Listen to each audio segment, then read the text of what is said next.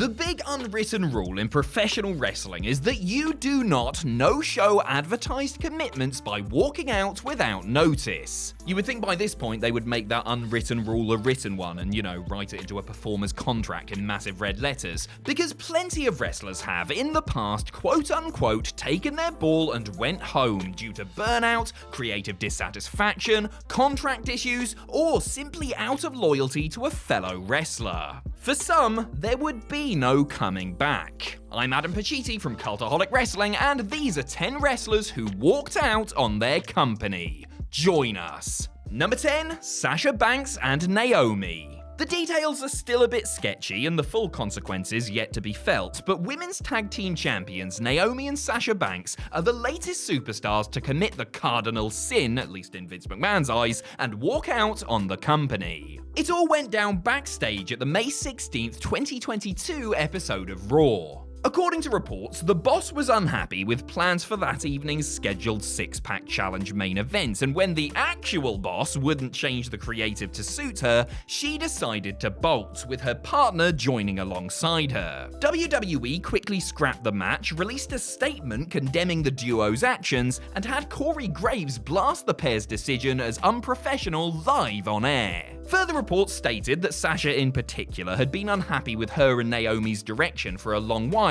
as a Twitter user purporting to be a friend of Naomi's outlined their frustrations, including incidents of previous tense meetings with producers and other higher-ups. There is clearly a lot more than meets the eye here, and it will be fascinating to see how it all plays out. Number 9, Jack Brisco. Standout amateur grappler and former two-time NWA heavyweight champion Jack Brisco was already almost 20 years into his pro career when he and brother Jerry signed with Vince McMahon's WWE. Though Jack was still a dab hand in the ring, he was approaching his mid-40s by this point and felt as though he had lost a step. Not only that, but the elder Brisco brother was also growing greatly disillusioned with a sport that was fast becoming sports entertainment. Already questioning his own skills and dismayed at a lack of amateur wrestlers entering the business, one day Jack Brisco just decided to up and quit. The tipping point came when he, Jerry, and Dick Murdoch were traveling in the middle of a brutal winter blizzard in New Jersey on their way to the next show. Unable to feel his hands or face, the Florida native simply told his brother that he was going home to thaw out and caught the next plane south. The upshot was that neither Brisco got a chance to perform at the first WrestleMania a month later as they had been scheduled to, but Jack was determined to get out on his own terms and without purchasing a fur coat. Number 8, Brock Lesnar.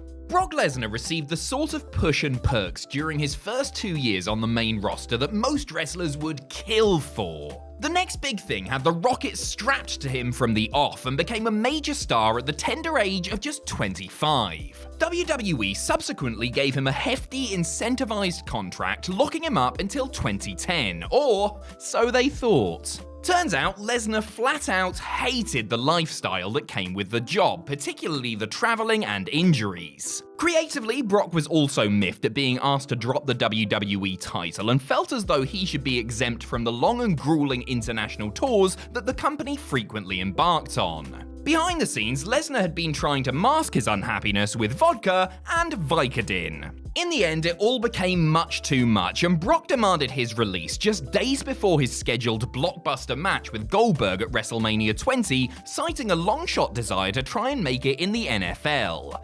He wouldn't be back in a WWE ring for 8 years. Number 7, Raven. Raven was one of the many who were feeling frustrated with their lot in WCW come the summer of '99. The company was displaying a lot of the signs that would ultimately lead to their demise, as politics ran rife, egos ran wild, and the younger wrestlers who wanted a fair shot at stardom, like Chris Jericho, ran for the door. Sensing the unease within the roster, Eric Bischoff called a backstage meeting before the August 23rd episode of Nitro, where he singled out members of the roster who had been openly complaining about how things had been going.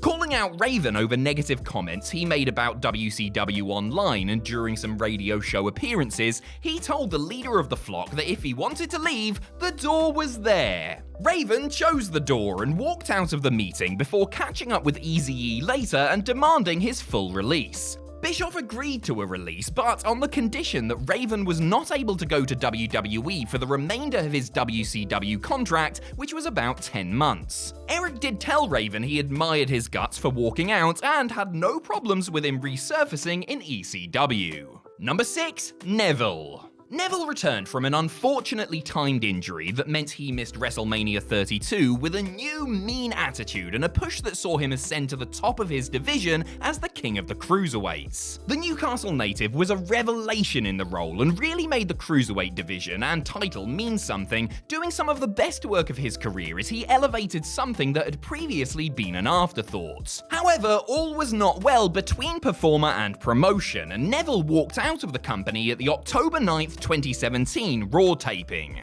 The true story of exactly what happened backstage still hasn't fully come out, but based on what is known, it seems as though the jumping Geordie had been unhappy about various things for a while and reached boiling point when he was asked to lose to Enzo Amore in that night's main event. Some accounts suggested that he and Vince McMahon had a huge backstage blow-up in gorilla position. Neville left the arena that day and a standoff between he and the company ensued until he was finally granted a release almost 1 year later.